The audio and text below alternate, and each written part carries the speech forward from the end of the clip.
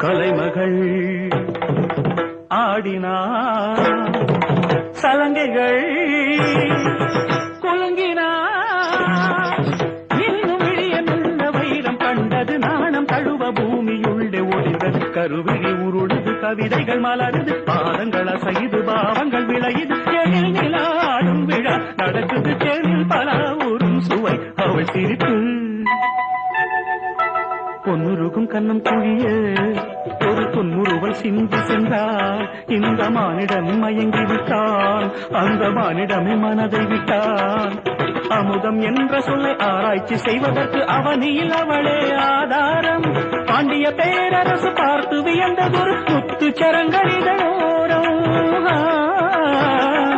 பாவை இதழது சிவப்பெனும் போது